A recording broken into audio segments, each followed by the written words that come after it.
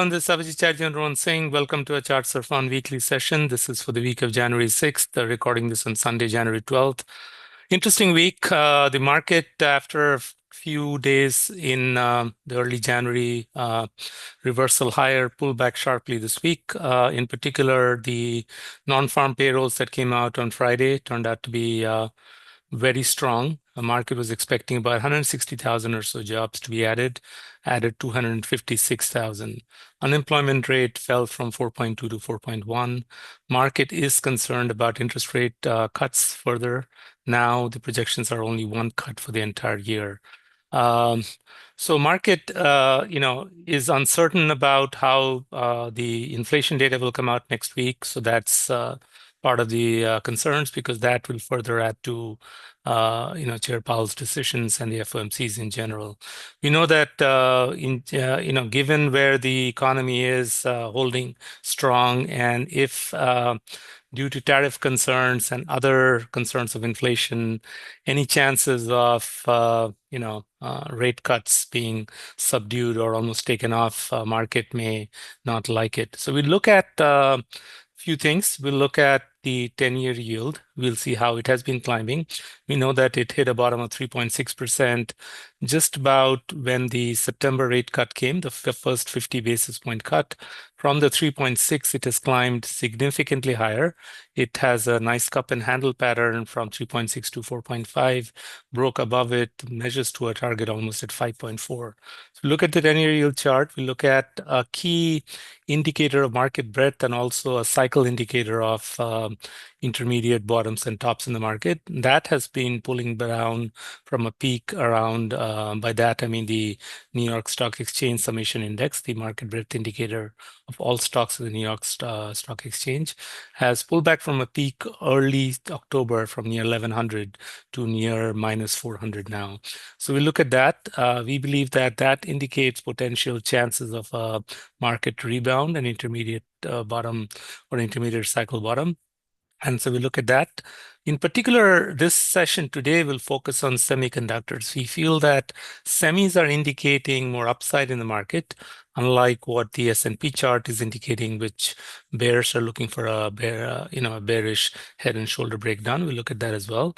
And then we look at the semiconductor ETF, the VanEck Semiconductor ETF SMH, look at its 5 key top holdings, starting with NVDA, Taiwan Semiconductor, number 2, Broadcom, number 3. Then we look at ASML, and finally, the 5th one is AMD. So with that, let's share the charts and look at where the market could be headed. So this is our Chartsarefun Substack site. We publish daily blogs. I appreciate you subscribing to it. Just share your email and you'll get the blogs when it's published in the morning through your email.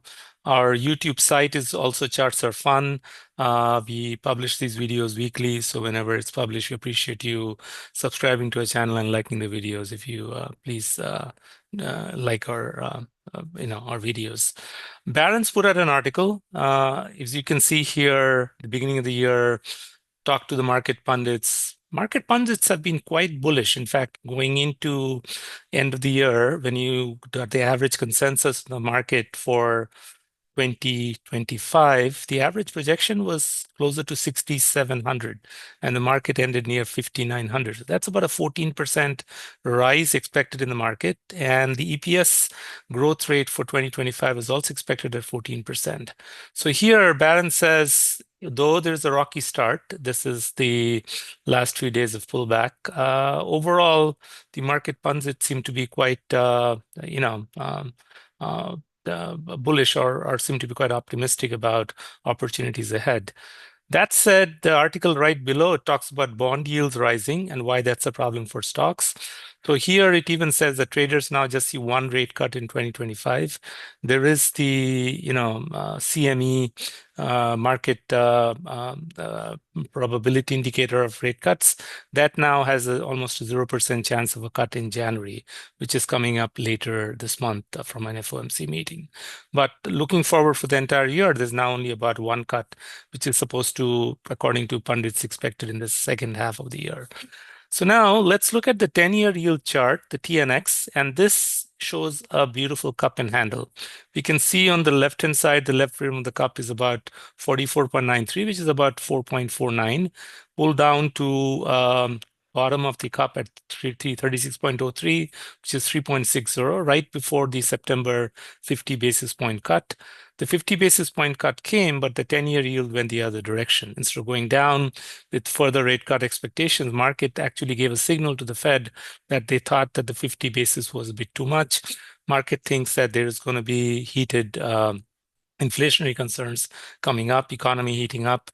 And from 3.6, it shot up to 4.5% by early November, around the election time. After the election results, yield pulled back to some extent from 4.5 to 4.12. And then since then, it has been coasting higher. We know that the target on this is closer to the 5.4%, 54.07 on this cup and handle. And if that happens, you could expect small caps, you could expect interest rate sensitive sectors like growth sectors to take a bit of a beating or a pullback because, market, though this yield moving higher could be indicating strength in the economy, not necessarily bad bearish things for the market from the economy standpoint. But that said, higher rates for borrowing would impact the housing sector, would impact the growth stocks that need to raise capital for their powering their growth. So it's something to look at. Now, I talked about the barometer of market breadth called the Summation Index. This is you have one for NASDAQ, one for the New York Stock Exchange, the two exchanges. Let's look at the one for the New York Stock Exchange, and we can see that it hit a higher high in terms of market breadth strength around late September at 1112, the highest in the last 4 years. The highest was 1104 towards early 23.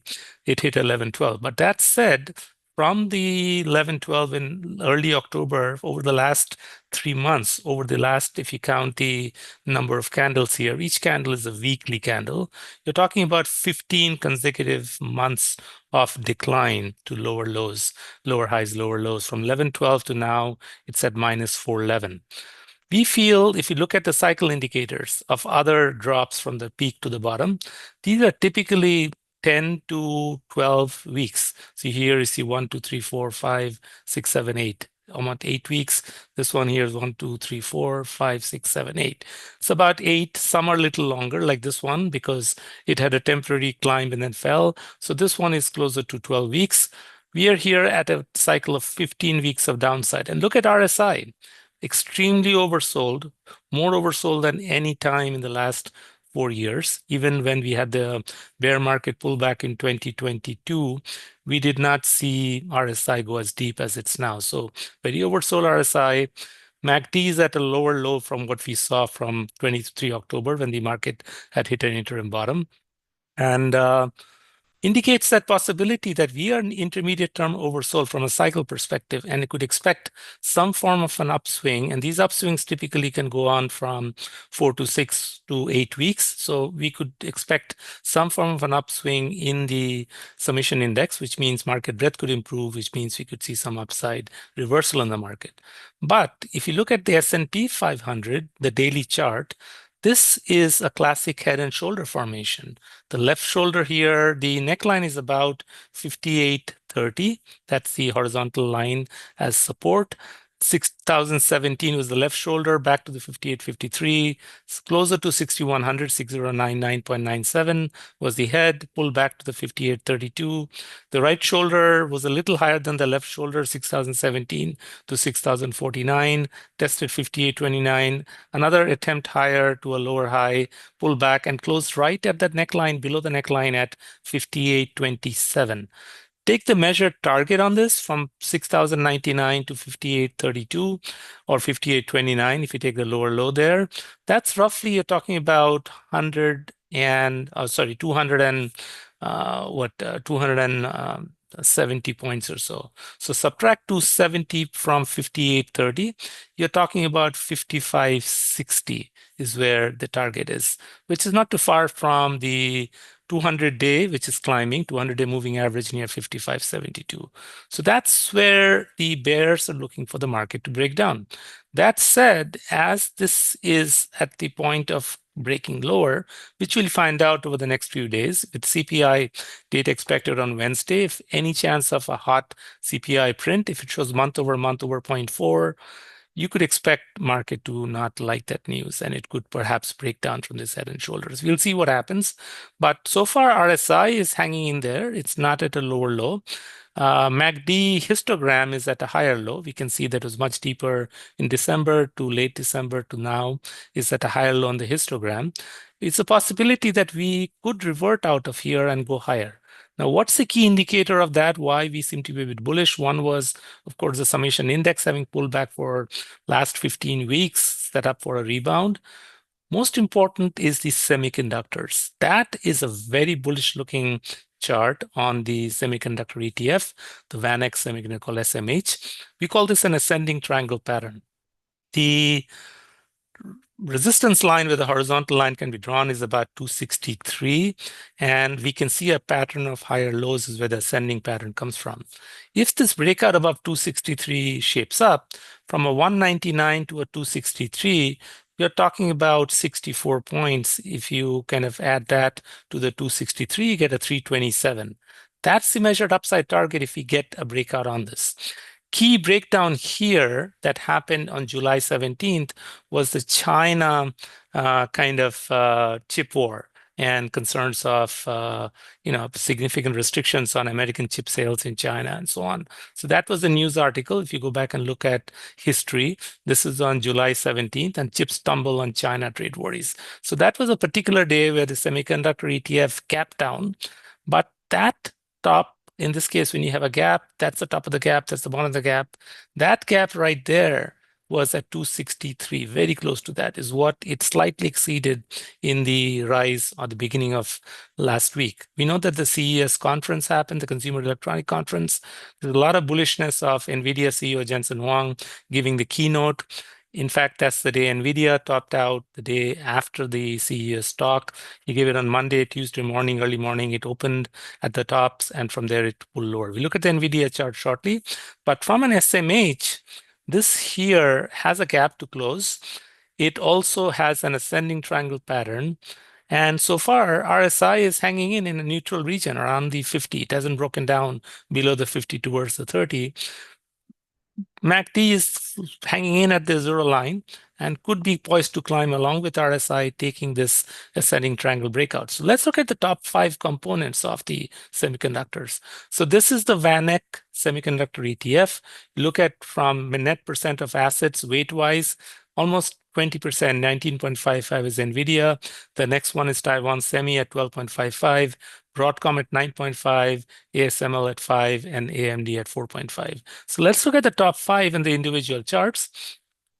NVIDIA, which many had turned bearish, actually has a beautiful ascending triangle pattern. At the resistance line is at 141, 140 to 141. Higher lows here from 90.68 in the August low. This was the Japan crash low. From 90.68 has been climbing higher lows. That measured target from 90 to 139 measures to 188. That said, it peaked at 152 around middle of November. Pullback formed a low at 128 around late December. Shot up to the higher high from that 152.88 at the 153.13. That was the day after the Jensen Huang's keynote speech. But look at that candle that followed from the open at 153, closed at the lows of the day with a very bearish candle, a deep red candle that took over the last 2 days of trading range. It's called an engulfing triangle. And that engulfing triangle is a repeatable pattern we have seen in the June timeframe as well. Look at how it opened at the peak and then closed at the lows, engulfing the previous 2 days range. So similar kind of engulfing candle has happened here. And bears are all out there saying that, well, look at the pullback we got from 140 to 90. They expect similar kind of a 20 to 25 to 30% pullback in NVIDIA from this. They are calling it for a double top, 153 and 153 tested twice, and they're expecting the breakdown below 128, this support level at 130, 128. So 128 to 153, you're talking about a $25 kind of difference, 128 to 153, subtract 25 from 128, you're talking about closer to 103. That's where they feel NVIDIA could break down to. That said, if this ascending triangle pattern on the bullish side does pan out, and if you call this as a cup and handle pattern with a beautiful cup between 153 to 128 back to 153 and then a breakout, that measures to a target of 178. So the jury is out. We will see, we can see that MACD is climbing. We can see that RSI is climbing, higher highs, higher lows. We'll find out. Let's look at the next biggest stock, Taiwan Semi. Taiwan Semi also has a beautiful ascending triangle pattern. The resistance line here is at 206, and we can see the climbing pattern of higher lows. That breakout measures to 239. It touched 222, pulled back last week, had a nice doji reversal here, closed much higher from where it closed, from the lows of the day, and it could potentially reverse higher here. If it does, Taiwan Semi could help, along with if NVIDIA also resumes its climb, help move the semiconductors higher. One key story stock in the semiconductor, while we know that NVIDIA is the king of GPUs and king of AI, another major AI player is Broadcom. The reason Broadcom is a big beneficiary on the AI is they're looking at the hyperscalers like the Microsofts, like the Amazons and so on. They're all looking at alternatives to diversify outside a strong dependence on NVIDIA's GPUs. So they're looking at custom chips. They're looking at creating their own training, AI training and inferencing chips. Amazon in particular has this Trainium chip. They have the Inferencia. These are the chips that they've kind of designed internally in their research, and they're using Broadcom to manufacture it in scale. So Broadcom announced earnings in mid-December, and you can see the huge gap up. They came in and they projected a very bullish 3-year forecast on the AI. They announced AI's revenue of 12 billion in 2024 when they announced its earnings.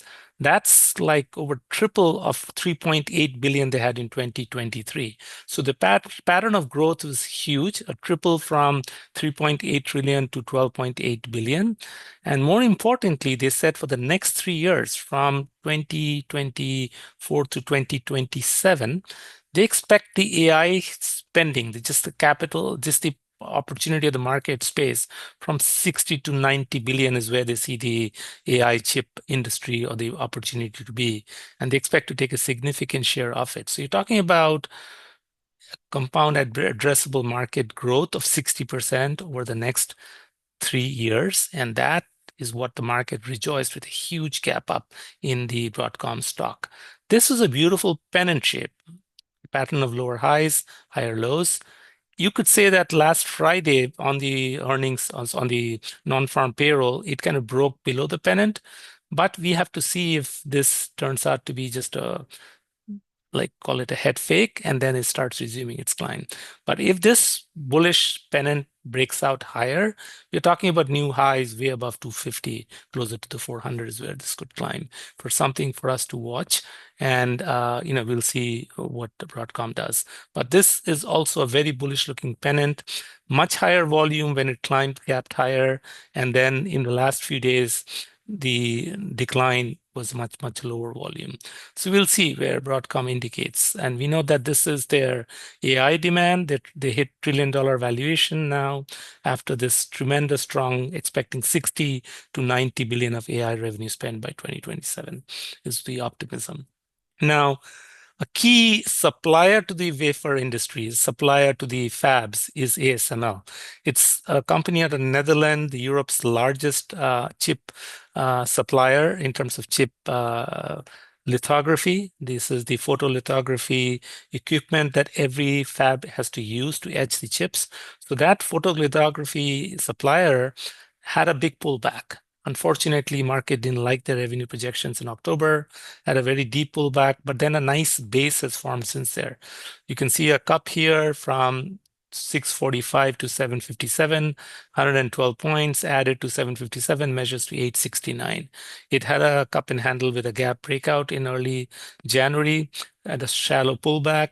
If this upside on ASML continues to 869, this is the number fourth chip manufacturer in the VanEck SMH ETF. That has a reasonably good bullish looking chart for it to retest of its 200 moving average near 850. We expect a measured target at 869, which is the pre-earnings gap down from 869. So we expect a retest of that in the next few weeks. Finally, AMD, which has not performed so well, bears would point to this descending triangle. Unlike the ascending triangle, this is a support level at 132, and you can see a pattern of lower highs. That breakdown from 174 to 132 measures to $92. So there is a potential possibility of AMD to break down to 92, but in the near term, as we see a pattern of lower lows in price, we see higher lows in RSI, higher lows in MACD. That's called positive divergence, indicating potential possibility of AMD to have a reversal higher while sentiment is bearish, while the stock has been pulling down. So if AMD reverses, if ASML has the cup and handle upside to 869, Broadcom has a beautiful bullish tenant. There was a fake breakdown, but if this reverses and breaks higher, TSM has further upside to 239, and NVDA can break out of its cup and handle or to reach 178 or meet its ascending triangle pattern near 188. We're talking about semiconductor very handily meeting its 327 target.